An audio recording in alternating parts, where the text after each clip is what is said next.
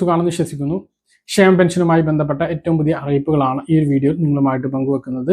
ഈ മാസത്തെ പെൻഷൻ വിതരണം കഴിഞ്ഞ് വലിയ താമസമില്ലാതെ വീണ്ടും 2 മാസത്തെ കൂടി പെൻഷൻ ലഭിക്കും. കുറഞ്ഞ സമയത്തിനുള്ളിൽ 6000 രൂപയാണ് ക്ഷേമ പെൻഷൻ എത്തിച്ചേരാൻ വേണ്ടിയിട്ട് പോകുന്നത്.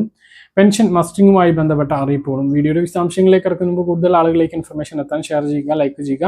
ഫേസ്ബുക്കിലൂടെ കാണുന്ന ആളുകൾ ഫോളോ ചെയ്യുക. വീഡിയോയുടെ വിശദമായ വിവരങ്ങളിലേക്ക് വരാം. സംസ്ഥാനത്ത് സാമൂഹ്യ സുരക്ഷാ ക്ഷേമ പെൻഷൻ വി ഡി സതീശൻ സർക്കാർ അധികാരത്തിൽ വന്നതിന് ശേഷം 2 മാസത്തേതാണ് വിതരണം ചെയ്തത്. മുൻ വർഷങ്ങളെ അപേക്ഷിച്ച് ഈ ഒരു സമയത്ത് മസ്റ്ററിംഗ് നടക്കേണ്ടതായിരുന്നു. അതുകൊണ്ട് തന്നെ പല ആളുകളും വാർഷിക മസ്റ്ററിംഗ് പ്രഖ്യാപിച്ചിട്ടുണ്ടോ എന്ന് കമൻറ്റിലൂടെയൊക്കെ ചോദിക്കുന്നുണ്ട്.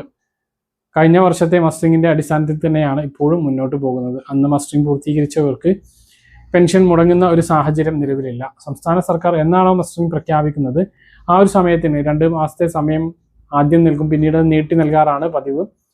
അപ്പോൾ UDF സർക്കാർ വന്നതിന് ശേഷം മസ്റ്ററിങ്ങിൻ്റെ കാര്യത്തിൽ എങ്ങനെയാണ് അത് മുന്നോട്ട് പോകുന്നത് എന്നൊക്കെ പ്രഖ്യാപിച്ചാൽ മാത്രമേ അറിയുകയുള്ളൂ.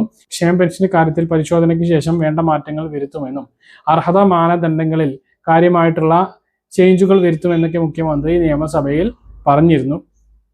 നിലവിൽ പെൻഷൻ അനുവദിക്കുന്നതിന് 1 ലക്ഷം രൂപയ്ക്ക് താഴെ വാർഷിക വരുമാനം ഉള്ളവരായിരിക്കണം. ഭൗതിക സാഹചര്യങ്ങൾ മികച്ചതാണ് എങ്കിൽ അവർക്ക് പെൻഷൻ തടസ്സപ്പെടുന്ന സാഹചര്യമുണ്ട്. റേഷൻ കാർഡിലെ ഏതെങ്കിലും ഒരു അംഗത്തിന് 4 ചക്ര വാഹനം, 2000 സ്ക്വയർ ഫീറ്റിന് മുകളിലുള്ള വീട്, 2 ഏക്കറിലധികം ഭൂമിയൊക്കെ ഉണ്ട് എങ്കിൽ അതേ കാർഡിൽ ഉൾപ്പെടുന്ന വാർദ്ധക്യത്തിലെത്തിയിട്ടുള്ള ആളുകൾക്കൊക്കെ പെൻഷൻ മുടങ്ങുന്ന സാഹചര്യമുണ്ട്. എന്നാൽ നിലവിൽ അവസ്ഥ മനസ്സിലാക്കിക്കൊണ്ടായിരിക്കും ഇനി മുതൽ അത്തരം ആളുകൾക്ക് പെൻഷൻ മുടക്കുന്ന സാഹചര്യം ഉണ്ടാകുക. താമസിക്കുന്ന വീടിൽ ആരെങ്കിലും ഒരാൾ AC വെച്ചതുകൊണ്ട് വാർദ്ധക്യത്തിലെത്തിയിട്ടുള്ള ആളുകളുടെ പെൻഷൻ മുടങ്ങുന്ന സാഹചര്യം ഇനി മുതൽ ഉണ്ടാകില്ല എന്നുള്ളതാണ് ഇപ്പോൾ പുറത്തു വരുന്ന വിവരങ്ങൾ.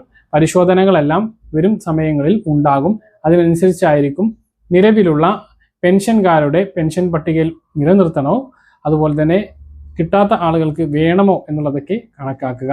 മുമ്പ് അപേക്ഷിച്ചിട്ടും പെൻഷൻ തടഞ്ഞു വെച്ച അല്ലെങ്കിൽ തള്ളിപ്പോയിട്ടുള്ള ആളുകൾക്ക് വീണ്ടും അപേക്ഷ നൽകാൻ ഇതിനു ശേഷം സാധിക്കുന്നതാണ്.